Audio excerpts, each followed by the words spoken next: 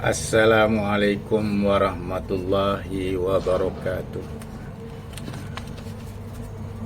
Salam kasih sayang kepada subscribers yang sentiasa tidak jemu-jemu untuk menonton video saya yang rata-rata berkaitan dengan menolak fahaman Wahabi.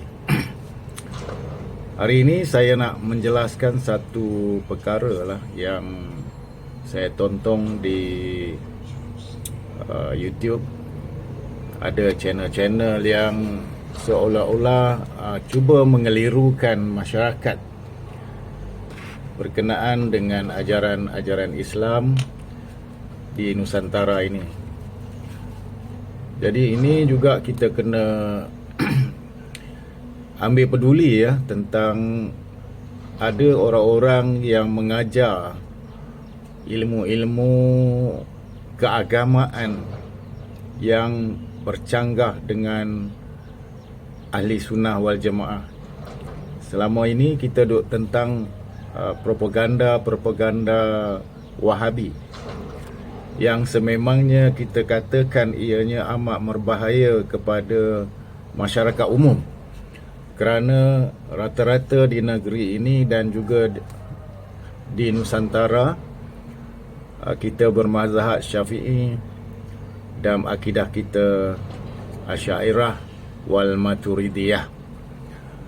Namun ada juga channel-channel minoriti yang mengajar berkenaan dengan ajaran Islam kononnya, tetapi ianya pada pendapat saya lah, ianya agak melencong ya, kerana Islam yang sebenarnya berpegang kepada rukun Islam yang kelima dan juga rukun imam yang keenam. Jadi bagi orang awam, kalau kita lihat, mereka akan keliru jika mereka menonton video-video yang bercorak lebih kepada akidah ya. Yang sebenarnya Islam ini tidaklah susah, mudah saja Islam ini. Walau bagaimanapun mereka-mereka ini cuba mengetengahkan suatu kaedah yang agak mengelirukan, dan bahasa-bahasa yang mereka keluarkan pun boleh memeningkan masyarakat umum. Yang inilah yang kita juga harus tentang. Bukan hanya kita menentang golongan yang kita katakan Wahabi, tetapi golongan-golongan ini juga boleh memesongkan akidah masyarakat umum. Dan pihak-pihak berwajib seharusnya mengambil tindakan yang tegas ke atas golongan-golongan ini, yang mana ianya boleh juga memecah belahkan masyarakat Islam di Nusantara ini. Ada video yang menyatakan di sini, satu video yang menyatakan pengajaran berkenaan dengan wahdatul wujud yang sememangnya ditentang oleh golongan Wahabi, dan pengajaran mereka itu yang memesong ialah wahdatul wujud ini, penyatuan manusia itu bersatu dengan Tuhan Yang Maha Esa. Bermaknanya ini memang sememangnya terpesong dari akidah Islam itu sendiri, apa yang saya faham lah. Begitu juga ada yang mengajar Nur Muhammad ya, yang berlainan daripada yang diajarkan oleh asatizah ahli sunnah wal jamaah. Yang inilah yang patutnya golongan-golongan yang menentang Nur Muhammad, yang menentang wahdatul wujud, itu patut menentang golongan-golongan ini yang memangnya memesongkan pemikiran orang Islam keseluruhannya. Jadi dengan sebab itu anda sepatutnya contoh ya Abdul Hadi yang begitu lantang menentang Nur Muhammad, Wahdatul Wujud, Martabat 7 ini perlu teliti video-video yang disyarahkan oleh orang-orang tertentu itu yang sememangnya bercanggah dengan ajaran Islam.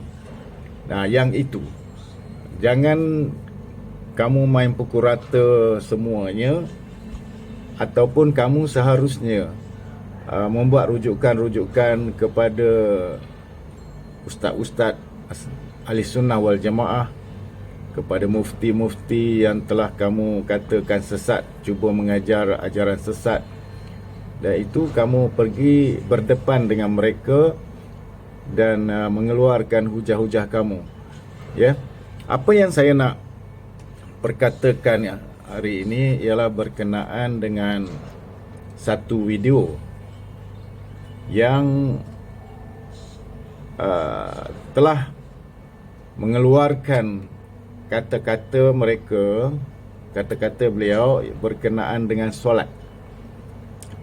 Dengan terang-terang mereka, beliau telah menolak solat, yakni tidak perlu solat kerana makamnya lebih tinggi daripada orang-orang awam. Ini yang bahaya yang sebenarnya. Apa yang dimaksudkan makam itu lebih tinggi daripada orang-orang awam, orang-orang syariat? Maka beliau mengatakan bahawa bagi orang awam syariat itu kena jaga, tetapi bagi mereka-mereka yang telah mencapai satu makam yang lebih tinggi, maka syariat itu tertolak. Dan ini bermakna mereka itu tidak perlu solat. Solat tak perlulah. Ya. Inilah yang kita risau, dan perkara ini sebenarnya tidak ada dalam Islam yang sebenarnya. So, saya bagi tip kepada Abdul Hadi yang lantang mendesak, ya, supaya membuat video-video yang berbentuk begitulah, di mana Abdul Hadi juga kemarin ada menyentuh tentang ajaran-ajaran makrifat, ya, ajaran-ajaran makrifat yang dikatakan ajaran sesat. Jadi yang sesat itu perlu kita tentang, bukannya ajaran Awaluddin Ma'rifatullah untuk mentauhidkan Allah, untuk mengenal Allah dengan sebenar-benarnya, itu dengan kaedah-kaedah yang dianjurkan dalam Islam, itu yang sebenarnya kamu tidak boleh main pukul rata lah. Okey, berbalik kepada solat ni. Seorang mamak tu mengatakan beliau menolak solat. Pendapat saya, apabila seseorang itu menolak salah satu daripada rukun Islam, maka secara otomatisnya ia kafir dan perlu bersyahadah kembali, bertaubat dan bersyahadah kembali. Itu kata saya lah. Apa kata ulama-ulama, saya rasa selari dengan apa yang saya katakan. Perkara yang begitu mudah, ya.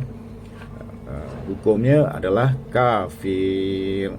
Ini bukan saya tuduh kepada sesiapa, tetapi sesiapa yang menolak solat, maka kafir. Betul tak, sahabat? Jadi inilah yang ada di dalam channel YouTube yang menyatakan solat itu tak perlu lagi. Apa yang saya katakan tadilah, bila sampai satu makam dan seseorang itu tidak perlu lagi bersolat. Kita tengok Rasulullah sallallahu alaihi wasallam sudah dijamin syurganya, maksum, dijamin oleh Allah. Tetapi ketahuilah sahabat, bahawa Rasulullah sallallahu alaihi wasallam bengkak kaki-kaki bersolat. Jadi Rasul pun bersolat, anda sewenang-wenangnya mengatakan tidak perlu bersolat. Ini ajaran dari mana?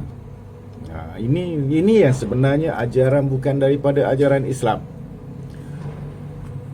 Jadi apa pun alasan mereka, apa pun rujukan mereka, dalil-dalil yang mereka utarakan, kita tak boleh terima.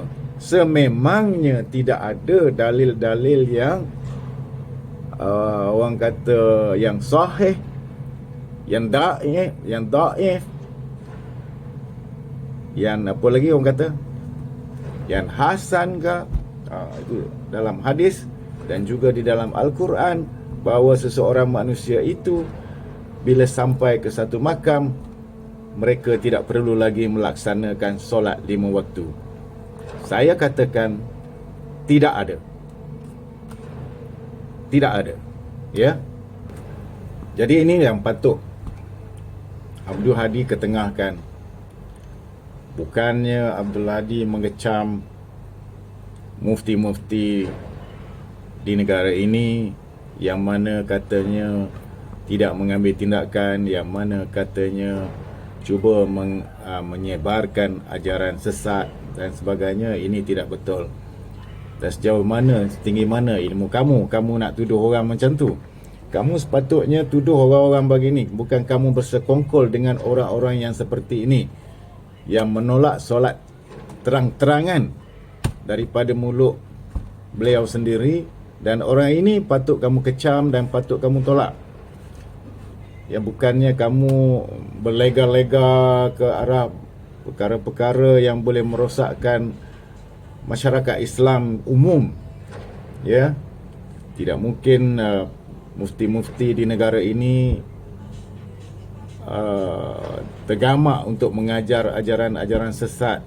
Ya, orang-orang yang dilantik sebagai mufti itu sudah tentunya berpelajaran tinggi, berpengetahuan luas, ilmunya tinggi, dan ianya diakui oleh ramai ulama-ulama di Nusantara ini.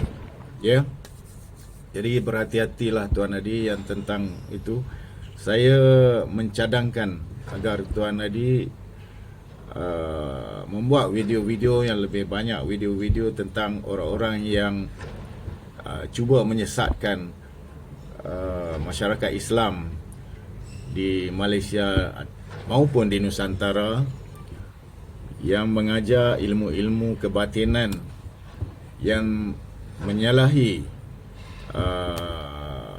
apa yang diajarkan di dalam agama Islam itu sendiri. Yang itu patut kamu tentang, ya. Okey, video yang pendek saja kali ini saya buat lebih kurang 13 minit, ya. 13 minit saja untuk anda berfikir, dan anda sendiri boleh membuat penilaian dan berpesan-pesan kepada saudara mara kita. Berhati-hatilah belajar agama. Pilihlah guru yang mursyid, guru yang boleh membawa kita ke jalan yang diradai oleh Allah Subhanahu Wa Taala. Guru-guru yang bersanad untuk mengelakkan daripada kita ini dipesongkan oleh mereka. Ya. Okey sahabat-sahabat, terima kasih banyak-banyak di atas tontonan anda. Saya berharap sekiranya anda belum subscribe channel saya, bolehlah anda tekan butang subscribe yang ada di bawah tu. Semoga saya lebih gembira untuk saya membuat video-video yang lebih baik untuk tontonan anda semua. Okey, wassalamualaikum warahmatullahi wabarakatuh.